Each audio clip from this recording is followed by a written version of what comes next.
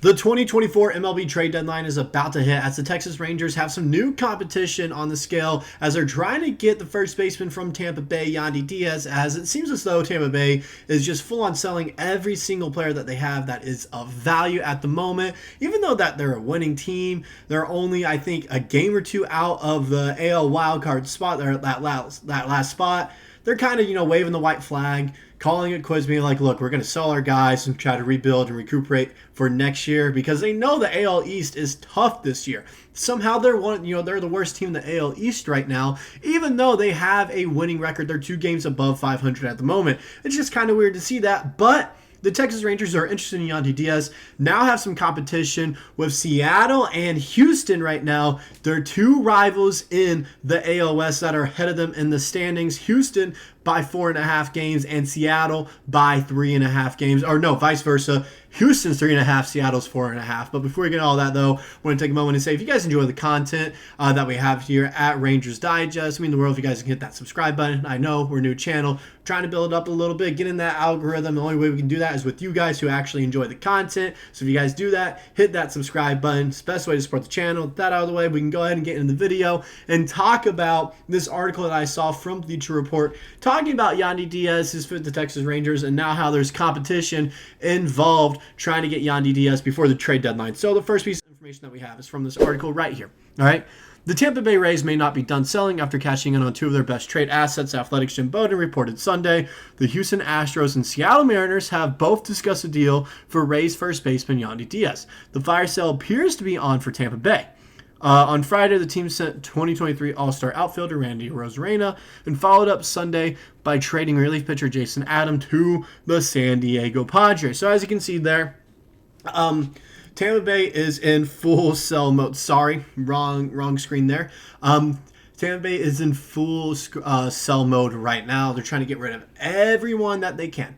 That's what they're trying to do. They're trying to get everyone that they can, get some prospects in return, some guys that they can use for next season. That way they can be a better team and actually have a chance to win the AL East and compete in the playoffs. Because right now, AL East is just tough. They're trying to build a team for next year to actually compete. Well, what they can do for the Rangers, if they want to trade the Rangers, is we have some pitching talent in our minor league system. We do. That are probably not going to get any time in the majors with the Texas Rangers. We have a few guys that probably won't. They would, however, with the Tampa Bay Rays, and it would match up perfectly if we're trying to get Yandy Diaz, add on some hitting, because as of right now, the past 2 months or so, you can kind of tell, okay, offensively, we're struggling. That's what the Rangers are known for. We're known for offense. But yet, in the past 2 months, we've been struggling as of late. It kind of seems difficult to even scratch across 4 runs. That's not how I pictured the Texas Rangers. I always saw this as a team getting 7-8 runs a game. So we definitely need to upgrade our offensive prowess a little bit more because pitching-wise, we're going to be fine. About to have Jacob DeGrom back and a bunch of other guys that weren't healthy for a little bit, actually coming back and stepping up a little bit, which will help out our rotation a ton. It definitely will. So it's just one of those things where, okay, having DeGrom and some other starters come back, move some starters that we currently have, like Dane Dunning, back down into a relief pitching role, which they really excel at, or they have a ton of success there. Now, the second part of the article that I am going to bring up here, MLB.com's Mark Feinsand reported Friday that the Rays were expected to listen to offers for Diaz. He included the Pittsburgh Pirates in the mix with Houston and Seattle. Ken Rosenthal of The Athletic had also reported Thursday that Diaz was a name of interest for the Texas Rangers. The 32-year-old is having a down year compared to 2022 and 2023. Through 96 games, he has just 9 home runs and a 272 batting average, 327 on base percentage, and 400 slugging slash line. And his 108 OPS plus is on pace to be the second lowest of his career. So yes, it's definitely a down year. It definitely is a down year. Now, he's not a guy that we're going to be using all the time, though, is the difference. He's not. He's not someone that's just constantly going to be in there. That's the difference with Yandy Diaz compared to, some other guys that we could go after. He is a platoon guy. He's someone that we swap in. Okay, we know he does better against a certain type of pitcher, whether it's right-handed or left-handed. Put him in for that lineup. Put him in spots where he can succeed. That'd be the difference. Right now, he's an everyday guy for Tampa Bay. He wouldn't be for the Texas Rangers. That's the difference in why we could potentially trade for him and why I think it would actually be good for the Rangers to go after Yandy Diaz. Yes, he's struggling a little bit. Some of that is in fact that he has to go against poor matchup choices and plans for the Tampa Bay Rays as he is their first baseman. That's what's going on. All right. He wouldn't be our first baseman. He'd be a DH that goes in certain lineups, which helps us out down the road with depth concerns as well.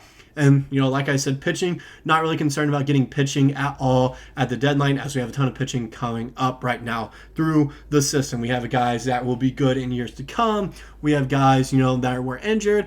Jacob DeGrom is about to throw live at bats, which is a good sign for the Rangers. We should be getting him back soon, in about a month would be my guess.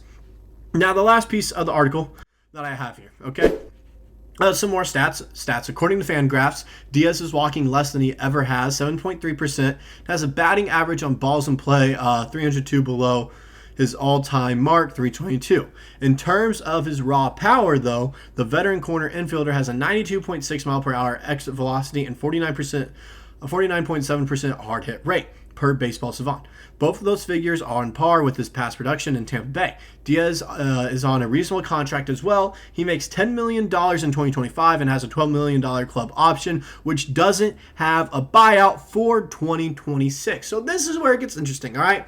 I'm going to leave this up so you can see some stats. The average exit velo, all right, 92.6 miles per hour and 49, basically 50% hard hit rate. I like that because when you think of, Texas ballpark where he'd be playing majority of his games, it's a deep field with a lot of deadly corners, especially out in right field. Okay, that's the difference where it could come in play where he's hitting those hard balls out in those gaps because the gaps are deeper in Globe Life. They truly are. So he could become a better hitter in Arlington just because it might be a better ballpark for him to hit in that regard. As well, when you look at it, his contract is very team friendly. $10 million next year, which we can definitely afford, and then $12 million club option, which doesn't have a buyout for 2026. That's also nice to have. So even though, I'm not sure if we'd actually use him for the full contract, we might end up trading him after the season if we do go after him and get him. Might flip him around real quick, see if he can help us make a late postseason push. If he doesn't, get rid of him. And if he does, we might also get rid of him at the end of the season as well. Try to get someone in return, give him to another team that's trying to contend depending on how the season goes for us next year. It's just one of those things where I don't really see him with us if we do go after him more than a season. Just being realistic, I don't see that happening. I see us getting rid of him again, whether it's before the season starts next year or at the deadline next year. It's just one of those things where I don't see him, longer, being on the team for very long. That's the difference. And I think it'd be a good option. Good little rental piece. I don't think we'd have to give up much either to get him in return. Maybe, a middle infielding prospect that we have in the system because we know they're not going to be playing at all with Marcus Semien and Corey Seager manning our middle infield right now, along with Josh Jung over at third base. There's just really no spot for any of our middle infielders right now for the pro lineup for the show. It's just one of those things where it might be best to trade one of them and then also a pitching prospect in return, as we have a few of those guys that with how deep of our rotation is supposed to be for years to come, just might be one of those things where we might, need to get rid of one of them. I don't know who would be. That's where I'm kind of interested in what you guys think. Let me down in the comment section below. If we do go after Yandy Diaz, let me know what a trade package for him would possibly look like in your eyes. With that all the way, like I mentioned before, if you guys enjoy the content here, it means the world if you guys can hit that subscribe button. That's all I got for this video, and I'll see you guys in the next one.